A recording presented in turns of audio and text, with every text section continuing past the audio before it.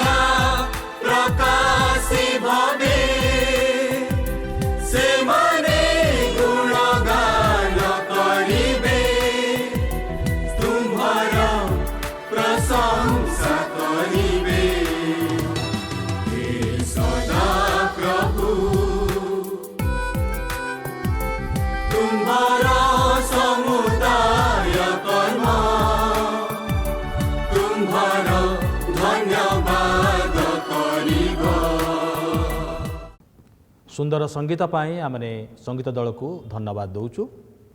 ବାକ୍ୟ ଆଲୋଚନା କରିବା ପୂର୍ବରୁ ଆସନ୍ତୁ ଆମେ ପ୍ରାର୍ଥନା କରିବା। ପ୍ରେମୀ ସ୍ୱର୍ଗସ୍ଥ ପିତା, ଧନ୍ୟବାଦ ପ୍ରଶଂସା କରୁଛୁ ଆଜି ଆମମାନଙ୍କୁ ଆଉ ଥରେ ତୋର ବାକ୍ୟ ଶୁଣିବା ଏବଂ ତୋର ଉପାସନା କରିବା ନିମନ୍ତେ ସୁଯୋଗ ଦେଇଛ। ତୋର ସେ ପବିତ୍ର ବାକ୍ୟର ଗଭୀରତାକୁ ବୁଝିବା ନିମନ୍ତେ ପ୍ରତ୍ୟେକଙ୍କୁ ତୁମେ ଜ୍ଞାନ ବୁଦ୍ଧି ପ୍ରଦାନ କର ଏବଂ ତୁମେ ଆମମାନଙ୍କୁ କଥା କୁହ। ସବୁ ମହିମା ସବୁ ଗୌରବ କେବଳ ତୁମକୁ ଦେଇ ଯୀଶୁଙ୍କ ନାମରେ ମାଗିଲୁ, ଆମେନ୍। ପବିତ୍ର ଧର୍ମଶାସ୍ତ୍ରରେ ଯେଉଁ ଅଂଶଟି ଲେଖା ଅଛି, ବିଶ୍ୱସ୍ତ ଲୋକ ଆଶୀର୍ବାଦରେ ବର୍ଦ୍ଧିଷ୍ଣୁ ହେବ। ଦୁଇ ପ୍ରକାରର କଥା ଏଠାରେ ସୋଲୋମନ୍ ଆମମାନଙ୍କୁ ସେ କୁହନ୍ତି। ବିଶ୍ୱସ୍ତ ଲୋକ ସେ ଆଶୀର୍ବାଦ ପାଇବ। ବିଶ୍ୱସ୍ତ ଲୋକ ପାଇବା ଆଜିର ଜଗତରେ ବିରଳ। ଆପଣ ଜ୍ଞାନବାନ ପାଇପାରନ୍ତି, ଧନବାନ ପାଇପାରନ୍ତି, ଟ୍ୟାଲେଣ୍ଟେଡ୍ ବ୍ୟକ୍ତିକୁ ଖୋଜି ପାଇପାରିବେ, କିନ୍ତୁ ଜଣେ ବିଶ୍ୱସ୍ତ ଲୋକକୁ ଖୋଜି ପାଇବା କଷ୍ଟକର ହୋଇପଡ଼େ। କିନ୍ତୁ ବାକ୍ୟ କୁହେ ଯେ ଯେ ବିଶ୍ୱସ୍ତ ରହିବ ସେ ହିଁ ଆଶୀର୍ବାଦରେ ବର୍ଦ୍ଧିଷ୍ଣୁ ହେବ। ବିଶ୍ୱସ୍ତ ଏଭଳି ଏକ ବିଷୟ ଯାହା ବାଇବେଲ ଆମମାନଙ୍କୁ ସବୁବେଳେ କୁହେ ଯେ ଇଭେନ୍ ଆମମାନଙ୍କର ଖ୍ରୀଷ୍ଟୀୟ ଜୀବନଯାତ୍ରାରେ ମଧ୍ୟ ଯଦି ଆମେ ବିଶ୍ୱସ୍ତ ଆମେ ନ ରହିବା ତାହେଲେ ଆମେ ପୁରସ୍କାର ଆମେ ପାଇବା ନାହିଁ। ପ୍ରକାଶିତ ତାର 2 ଅଧ୍ୟାୟର 10 ପଦରେ ଲେଖା ଅଛି, ଯେଉଁ ସବୁ ଦୁଃଖ ଭୋଗ କରିବାକୁ ଯାଉଅଛ ସେହି ସବୁକୁ ଭୟ କର ନାହିଁ। ଦେଖ, ତୁମାନଙ୍କର ପରୀକ୍ଷା ନିମନ୍ତେ ଶୟତାନ ତୁମାନଙ୍କ ମଧ୍ୟରୁ କାହାରି କାହାରିକୁ କାରାଗାରରେ ନିକ୍ଷେପ କରିବ, ଆଉ ତୁମ୍ଭେମାନେ 10 ଦିନ କ୍ଲେଶ ଭୋଗ କରିବ। ତୁମ୍ଭେ ମରଣ ପର୍ଯ୍ୟନ୍ତ ବିଶ୍ୱସ୍ତ ଥାଅ, ସେଥିରେ ଆମ୍ଭେ ତୁମ୍ଭକୁ ଜୀବନ ରୂପ ମୁକୁଟ ଦେବୁ। ମରଣ ପର୍ଯ୍ୟନ୍ତ ଯେ ବିଶ୍ୱସ୍ତ ରହିବ ସେ ଜୀବନ ରୂପ ମୁକୁଟ ପାଇବ।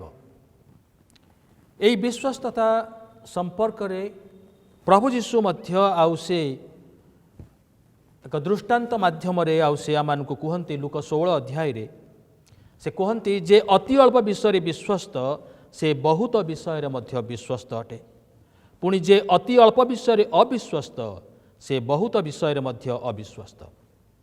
ଅତଏବ ଯଦି ତୁମ୍ଭେମାନେ ଅଧର୍ମ ଧନରେ ବିଶ୍ୱସ୍ତ ହୋଇନାହ, ତେବେ କିଏ ତୁମାନଙ୍କୁ ବିଶ୍ୱାସ କରି ସତ୍ୟ ଧନ ତୁମାନଙ୍କ ହସ୍ତରେ ସମର୍ପଣ କରିବ? ଆଉ ଯଦି ତୁମ୍ଭେମାନେ ପରର ବିଷୟରେ ବିଶ୍ୱସ୍ତ ହୋଇନାହ, ତେବେ କିଏ ତୁମାନଙ୍କୁ ତୁମାନଙ୍କର ନିଜ ବିଷୟ ଦେବ? ବିଶ୍ୱସ୍ତ ହେବା ପ୍ରଭୁ ଯୀଶୁ ସେ ଅପେକ୍ଷା କରନ୍ତି ଆମମାନଙ୍କ ଠାରୁ।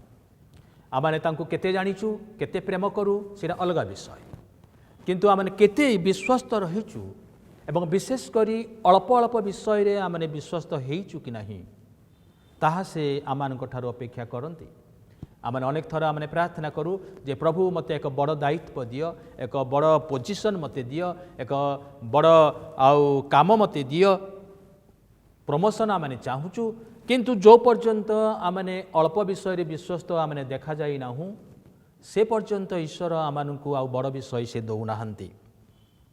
ଅଳ୍ପ ବିଷୟରେ ବିଶ୍ୱସ୍ତ ହେଲେ ସେମାନଙ୍କୁ ଆହୁରି ଅଧିକ ଦାୟିତ୍ୱ ସେ ଆମମାନଙ୍କୁ ଦେବେ। ଏ ବିଶ୍ୱସ୍ତ ଗୁଣ ଈଶ୍ୱରଙ୍କର ଗୁଣ ଅଟେ। ଈଶ୍ୱର ସେ ବିଶ୍ୱସ୍ତ ଅଟନ୍ତି, ଆଉ ସେଥିପାଇଁ ତାଙ୍କର ଲୋକମାନଙ୍କର ଜୀବନରେ ସେଇ ଗୁଣକୁ ସେ ଦେଖିବାକୁ ଚାହାନ୍ତି। ଯାତ୍ରା ପୁସ୍ତକ 34 ଅଧ୍ୟାୟର 6 ପଦରେ ଲେଖା ଅଛି, ଆଉ ସଦାପ୍ରଭୁ ତାଙ୍କ ସମ୍ମୁଖ ଦେଇ ଗମନ କରି ଏହା ଘୋଷଣା କଲେ, ସଦାପ୍ରଭୁ ସଦାପ୍ରଭୁ ପରମେଶ୍ୱର ସ୍ନେହଶୀଳ ଓ କୃପାମୟ, କ୍ରୋଧରେ ଧୀର, ଦୟା ଓ ସତ୍ୟତାରେ ପରିପୂର୍ଣ୍ଣ।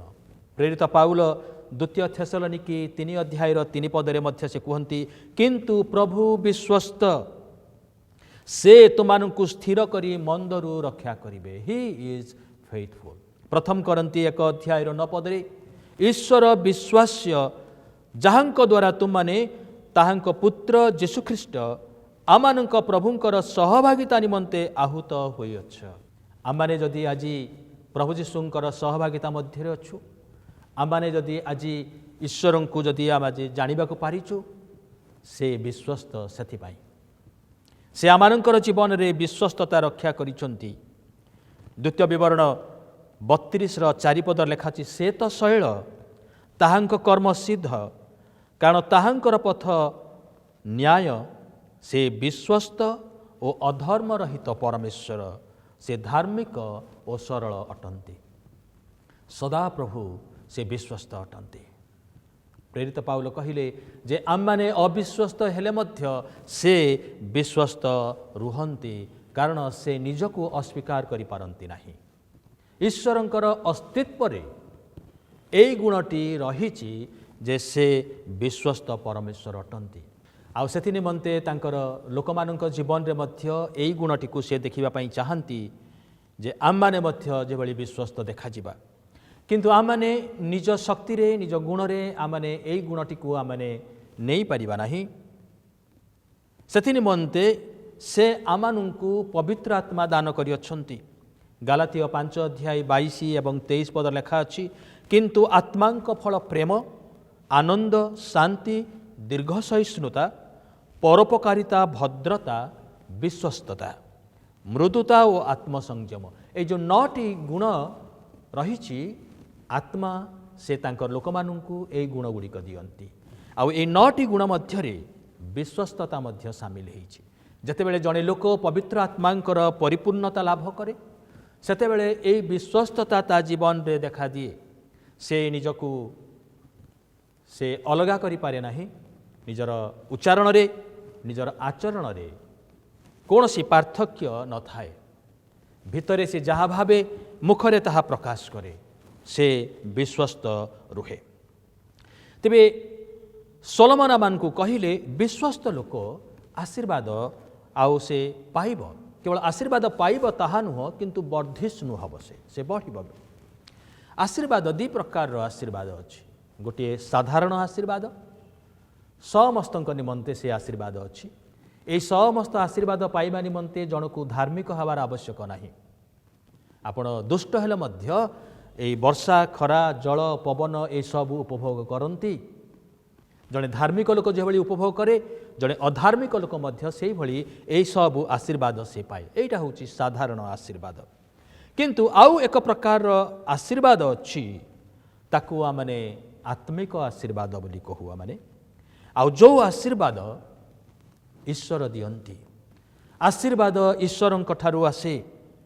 ଆଉ ଏଇ ଆଶୀର୍ବାଦ ଯେତେବେଳେ ଈଶ୍ୱର ଦିଅନ୍ତି, ଆଉ ସେ ଏହି ପ୍ରକାର ଲୋକମାନଙ୍କୁ ସେ ଆଶୀର୍ବାଦ ଦିଅନ୍ତି ଯେଉଁମାନେ ବିଶ୍ୱସ୍ତ ରହିବେ। ତେବେ ଆଜିର ଆଲୋଚନା ହେବ ଆମମାନଙ୍କର ଜୀବନର କେଉଁ କେଉଁ କ୍ଷେତ୍ରରେ ଆମେ ବିଶ୍ୱସ୍ତ ରହିବା। ପ୍ରଥମ ବିଷୟ ହେଉଛି ବି ଫେଥଫୁଲ୍ ଟୁ ଗଡ୍। ଈଶ୍ୱରଙ୍କ ଠାରେ ବିଶ୍ୱସ୍ତ ରୁହ। ଈଶ୍ୱରଙ୍କ ଠାରେ ଆମେ ବିଶ୍ୱସ୍ତ ରହିବା। ଜୀବନରେ ଏଭଳି ସମୟ ଆସେ, ସବୁକିଛି ହାତ ପାହାନ୍ତାରେ ମିଳେ ନାହିଁ, ସବୁକିଛି ସହଜରେ ମିଳେ ନାହିଁ। ଆମକୁ ଅପେକ୍ଷା କରିବାକୁ ପଡ଼େ। ଆଉ ଅପେକ୍ଷା କରିବା ସହଜ ବିଷୟ ନୁହେଁ। ଅପେକ୍ଷାର ସମୟଟିକୁ ଆମମାନଙ୍କୁ ପରୀକ୍ଷା କରେ ଆମେ କେତେ ବିଶ୍ୱସ୍ତ ଅଛୁ। ବାକ୍ୟରେ କୁହାଯାଉଛି ଗୀତ ସଂହିତା 62:5 ପଦରେ, ହେ ମୋହର ପ୍ରାଣ, କେବଳ ପରମେଶ୍ୱରଙ୍କର ଅପେକ୍ଷା କର, କାରଣ ତାହାଙ୍କ ଠାରୁ ମୋହର ପ୍ରତ୍ୟାଶା ଜନ୍ମେ। ଯେଶାୟା 40:31 ପଦ ଲେଖା ଅଛି, ମାତ୍ର ଯେଉଁମାନେ ସଦାପ୍ରଭୁଙ୍କର ଅପେକ୍ଷା କରନ୍ତି ସେମାନେ ନୂଆ ନୂଆ ବଳ ପାଇବେ। ସେମାନେ ଉତ୍କୃଷ୍ଟ ପକ୍ଷୀ ପରି ପକ୍ଷରେ ଉପରକୁ ଉଠିବେ। ସେମାନେ ଶ୍ରାନ୍ତ ନ ହୋଇ ଦୌଡ଼ିବେ, ସେମାନେ କ୍ଳାନ୍ତ ନ ହୋଇ ଗମନ କରିବେ। ଯେଉଁମାନେ ସଦାପ୍ରଭୁଙ୍କର ଅପେକ୍ଷା କରନ୍ତି ସେମାନେ ବିଶ୍ୱସ୍ତ ଦେଖାଯାଆନ୍ତି। ସେମାନେ କେବଳ ଈଶ୍ୱରଙ୍କର ଅପେକ୍ଷା କରିବା ବା ଈଶ୍ୱରଙ୍କ ପ୍ରତି ଯେ ବିଶ୍ୱସ୍ତ ରହିବା, ତାହା କିଭଳି ପ୍ରମାଣ ହେବ?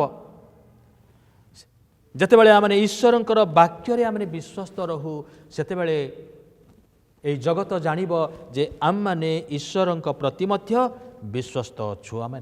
ଯୋହନ 14:15 ପଦରେ ପ୍ରଭୁ ଯୀଶୁ କହିଲେ, ଯଦି ତୁମେମାନେ ମୋତେ ପ୍ରେମ କର, ତାହେଲେ ମୋହର ଆଜ୍ଞା ସବୁ ପାଳନ କର। ଈଶ୍ୱରଙ୍କୁ ପ୍ରେମ କରିବା ଏବଂ ତାଙ୍କର ବାକ୍ୟକୁ ନ ମାନିବା ଏକ ବିପରୀତମୁଖୀ ବିଷୟ ଅଟେ। ଯଦି ଜଣେ ଲୋକ କହିବ ମୁଁ ଈଶ୍ୱରଙ୍କୁ ପ୍ରେମ କରେ, ଈଶ୍ୱରଙ୍କର ବାକ୍ୟକୁ ମଧ୍ୟ ସେ ପାଳନ କରେ। ସେଥିପାଇଁ ତ ଯାକୁବ କହିଲେ, ଶ୍ରୋତା ମାତ୍ର ନ ହୋଇ ଆପଣମାନଙ୍କୁ ପ୍ରବଞ୍ଚନା ନ କର, ବାକ୍ୟର କର୍ମକାରୀ ହୁଅ। ଅନେକେ ଆଜି କଥା କହିବାକୁ ଜାଣନ୍ତି କିନ୍ତୁ କରି ଜାଣନ୍ତି ନାହିଁ। ଆମମାନଙ୍କର ଜୀବନରେ ଆମେ ଯାହା କରିନଥାଉ ତାକୁ ଆମେ ପରାମର୍ଶ ଭାବରେ ଅନ୍ୟମାନଙ୍କୁ ଆମେ ଶିକ୍ଷା ଦେଉ।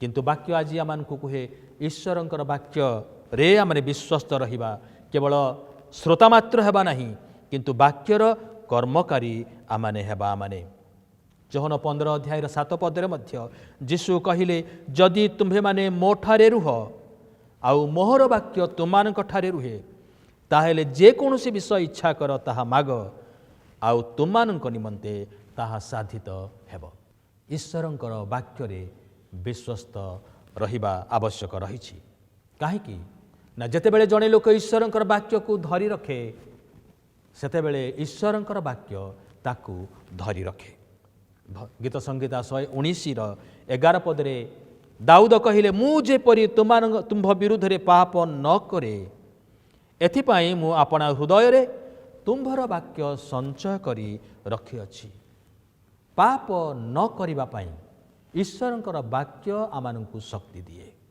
द्वितीय विषय आमानकर द्वितीय जीवनर क्षेत्र रे आमाने विश्वस्त रहिबु ताहा होछि मंडली प्रति आमने विश्वस्त रहिबु आमने मंडली प्रति आमने विश्वस्त रहिबु कारण सेई मंडली आमानंकु ईश्वरंकु जानिबार सुजोग देइछि ईश्वरंकर ज्ञान रे बढ़िबार जो मंडली आमानंकु सुजोग देइछि आउ सेई मंडली को आमने भूली न जाऊ एब्री 10 अध्याय 25 पदरे एब्री पुस्तकर लेखक लेखिले आउ केही केही जेपरि आमानंकर मंडली उपासना परित्याग करंती आम्भे माने से परि न करू बरं परस्पर को उत्साह देऊ विशेषतः जेतेबेले तुमने प्रभुंकर दिन निकटवर्ती होई आसुअछि बोली देखुअछ प्रिय दर्शकगण ईश्वर आमानकु आजी एई कथा कहिया पई चाहंती कारण प्रभु यीशुंकर आगमनर दिन सन्निकट आउ जेतेबेले आमाने जाणु जे प्रभु यीशुंकर आगमनर दिन सन्निकट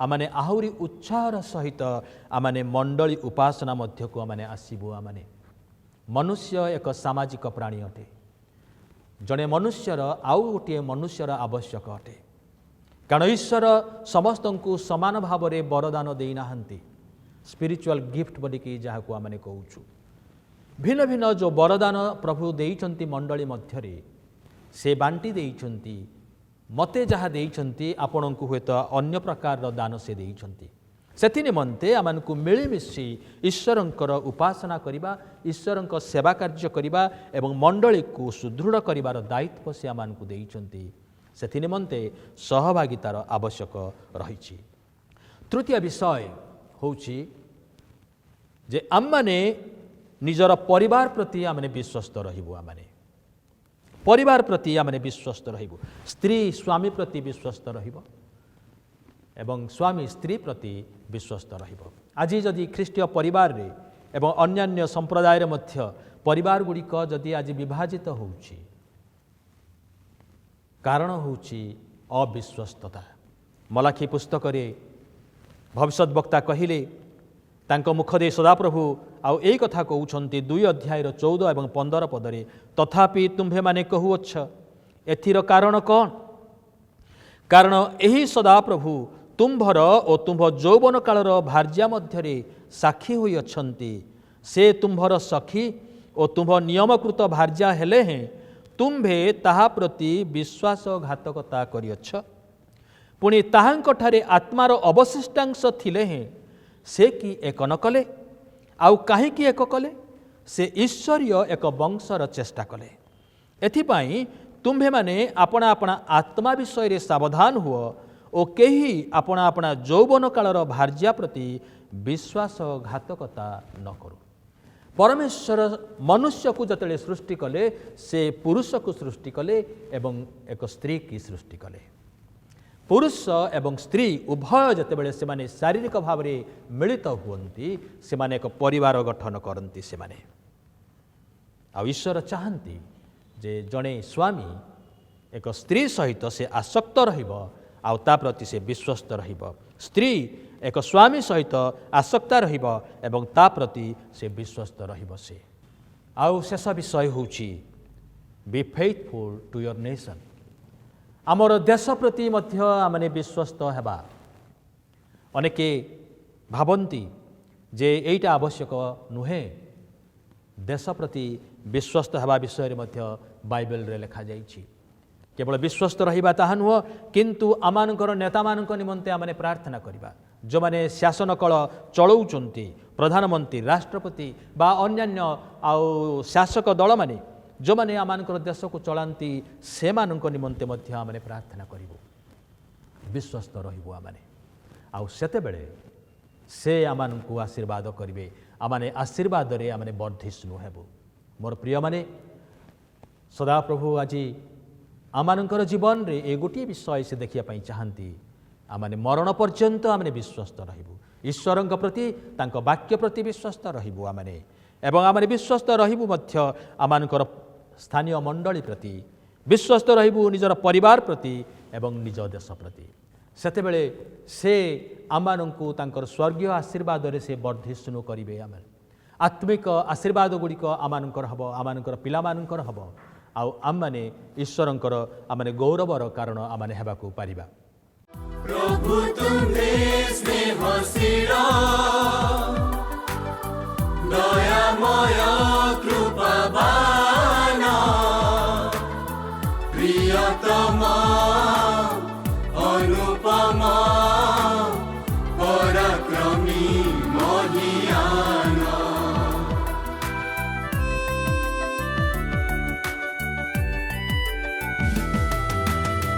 प्रभु तुम्हे स्नेहशील दयामय कृपावान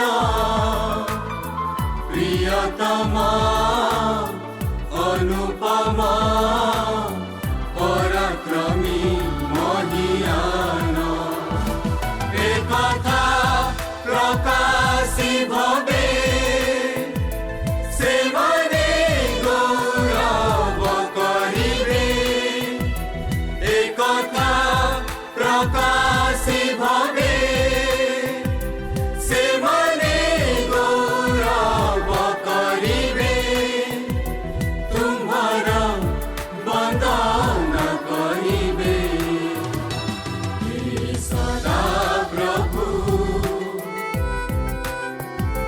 तुम्हारा समुदाय कर्म तुम्हारा धन्यवाद करिब हे सदा प्रभु तुम्हारा समुदाय कर्म तुम्हारा धन्यवाद करिब तुम्हारा सद्भक्त माने तुम्हारा धन्यवाद करिबे तुम्हारा सद्भक्त माने तुम्हारा धन्यवाद करिबे तुम्हारा धन्यवाद करिबे हे सदा प्रभु तुम्हारा समुदाय कर्म तुम्हारा धन्यवाद करिब तुम्हारा धन्यवाद करिब तुम्हारा धन्यवाद करिब